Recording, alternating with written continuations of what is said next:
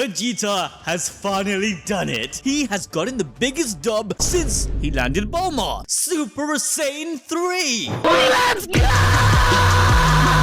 Vegeta has set history, as this is the first victory the Super Saiyan 3 form has ever gotten in the entirety of Dragon Ball. Without breaking a sweat, he mops the floor with the Tamagotchi Yamagami. But this raises some huge questions. Why doesn't he use Super Saiyan 3 in Dragon Ball Super? And how strong is Vegeta in this form? Well, stick around as I'll break everything down step by step, because this revelation is just the beginning, as everything is a setup for what's to come. Oh, here we go again. Yep, say it with me. A new transformation. Come on, guys. Toei still needs to make some more figurines. But seriously, with Daima introducing more powerful beings, I'm talking stronger than Majin Buu himself, the Saiyans will have to go even further beyond what they currently know. This is because Dragon Ball Daima episode 12 just proved how ridiculously broken Majin Buu is, and how smart his brother Fraudku is. Combined together, they will become the most powerful and smartest opponent we will ever see before Dragon Ball Super. But how did this all happen? Well, after realizing Fraudku wasn't going to cut it, Arinsu went back to Majin Buu's mother, Marba, to make another Buu clone. She pretty much revealed that Buu is an unstable and uncontrollable creation. Only strong magic was able to keep him in line. So using too much of his DNA is very risky. Hence why in creating Ku, they only used a little bit from the fragments Arinsu picked up. However, with Fraudku not being able to beat the Tamagotchis, Arinsu decided to use all the remaining fragments, whilst telling Marba to plant the seed even deeper for a greater result. This worked, with Majin Buu being born. The power Ku lacked, Buu had. But just like Majin Buu, his obsession with chocolate and low IQ was also inherited. Regardless, it doesn't take long for Buu to defeat the strongest Tamagotchi amongst the three. Yep,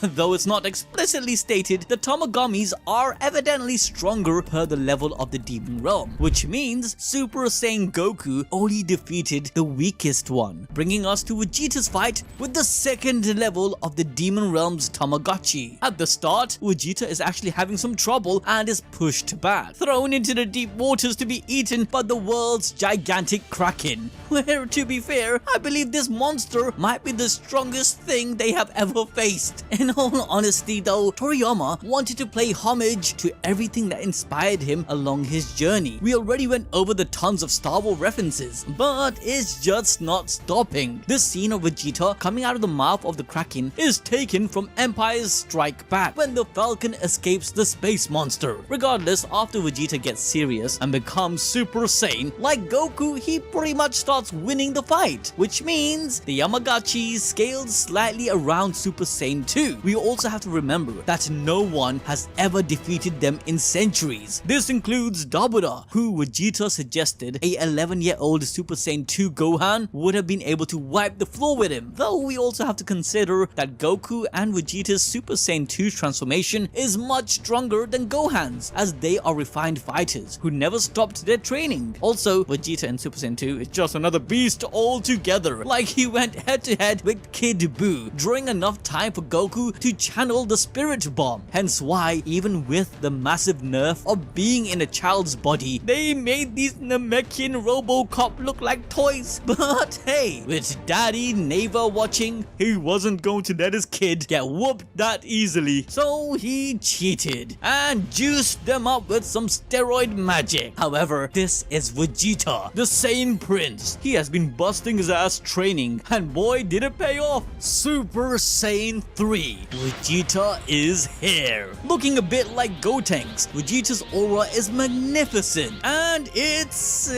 a bit different from what we have seen before. Unlike Gotenks and Goku's version, Vegeta's hair sticks up more like Beast Gohan's transformation. The way I see it, my guy's aura is just way too strong. It's not going to let his hair fall down like the others. This is also a huge throwback to Toriyama's original original sketches for Super Saiyan 3 Goku in the Buu arc. Yet, unlike the time we saw with Goku, Vegeta makes it look effortless. This fight no longer becomes a fair battle. It's so one-sided that Vegeta doesn't even use his hands. Now we know for sure where Vegeta and Gogeta got their signature ego from. Oh, it was pretty obvious. But we're talking no power pole, no hands, just toes. When Vegeta does decide to use his hands, he limits it to his fingers. Gosh dang! Mind you, this is underwater with no air. I mean, water Vegeta was a thing, as you've seen against Raccoon, but this takes it to another level. After snapping the Tamagotchi's trident between his fingers, Vegeta proceeds to give it such a beating that I started feeling sorry. To further showcase his insane power, he goes full on biblical and splits the ocean apart like Moses. What's more impressive is that after the fight was done, Vegeta doesn't even look gassed. When Goku offers him a revive bug, he even refuses. I get pride is his thing, but he wasn't really shy to take a senzu before. Regardless of being a bug, it seems Vegeta had more than enough energy in his pocket to continue for much longer. Now, hold on. If Vegeta can transform into Super Saiyan 3, why didn't he do it against Beerus later on in Super? Well, obviously, that's because this is a retcon. Are you serious right now, bro? What, you thought I'm gonna give you guys an explanation on how Toriyama had always meant for Vegeta to be Super Saiyan 3 and decided not to show us in Super? Like, come on, let's be real here. By now, we all know that Daima has introduced story plots which are 100% retcons, from the origins of the Supreme Kais to Rimus, the biggest dog in the whole multiverse, who pretty much created the entire universes outside the demon realm. There are so many retcons, it deserves its own video. Let me know down below if you guys want that, and smash the like button to show some love. But hey, just cause there is retcons, it doesn't mean it will completely break the story apart. In fact, Toriyama's new backstories and concepts can still seamlessly coexist with Super, where none of these retcons really broke or contradicted what happened later. Like Rimus's existence would even explain why Zeno is so childlike, if Zeno is of course Rimus's son. When it comes back to Vegeta's Super Saiyan 3 transformation and why he didn't use it in Super, well, that can also be explained using some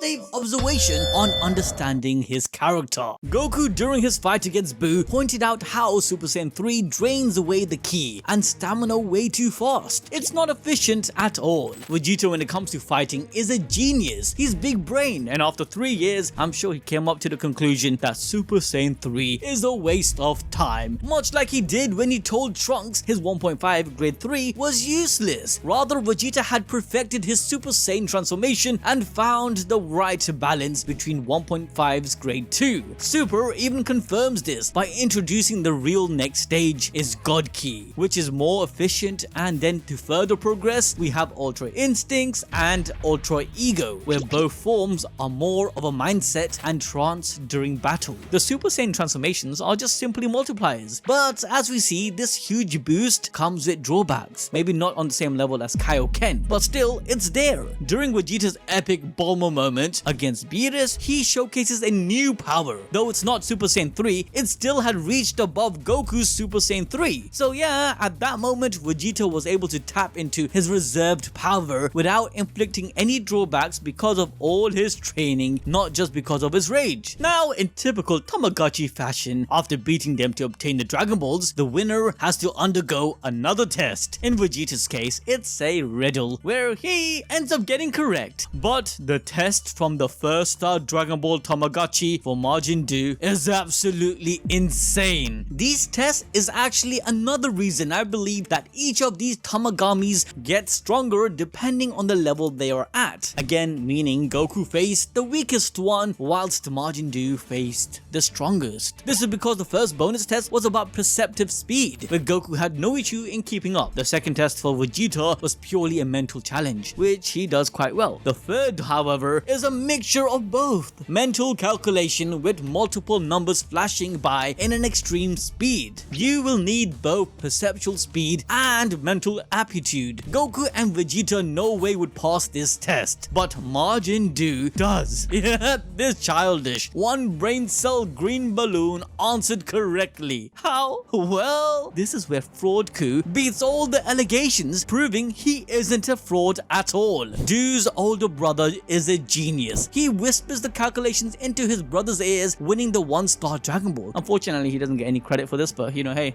But this scene is very important as it highlights that together Ku and Do are unstoppable. Even during Do's fight, in the midst of it, he wanted chocolate. Ku, without a moment to spare, got it just in time for Do to win his fight. Eventually, we will see the fusion between the two, but not due to the fusion bugs that Goku bought, rather more of a Buu kind of fusion, especially now that Arinsu is a step closer to her plans in ruling the demon realm. If we follow that the Tamagami one is the strongest above the others, even with Neva's steroid juice, it's still fair to say that Do is strong or stronger than Super Saiyan 3. This in turn will force Goku and Vegeta to fuse using the foreshadowed fusion bug. Now I know that we and a lot of the people in the community stated that this looks like a 3-way fusion, but honestly the depiction of the bugs kinda showed 2 being into 1, so we will likely just see Majin Vegeta. Yeah, I'm calling him a Majin because being from the demon realm, we will see a new design. Plus again, would be a perfect opportunity for a new figurine for Toei to sell. So yep, Kid Majin Vegeta is a thing. However, episodes 1's mention of the Patora fusion and how Buu's gas broke it apart will play an important role later on. If the Majin bug fusion works in a similar fashion, then it could also be broken by Dooku's gas. Either that or they try the Patora because they don't want to eat the bugs and that breaks and they're forced to take the bugs. But I think in general, the fusion will break, where then we might just see a new Majin transformation altogether. The reason I say this is because throughout Dragon Ball, any sort of fusion we have seen doesn't ever get a chance to win. In the end, Goku's heart and Vegeta's pride is what gives the Z fighters the dub. And I don't think we'll see anything too different. The new transformation might just be a Majin exclusive form that will probably never be effective outside of this realm to keep things set with the story's continuity. Maybe I'm clutching on straws, but let me know what you guys think in the comment section below. And if you guys want more peak fiction, then make sure to check out this video next.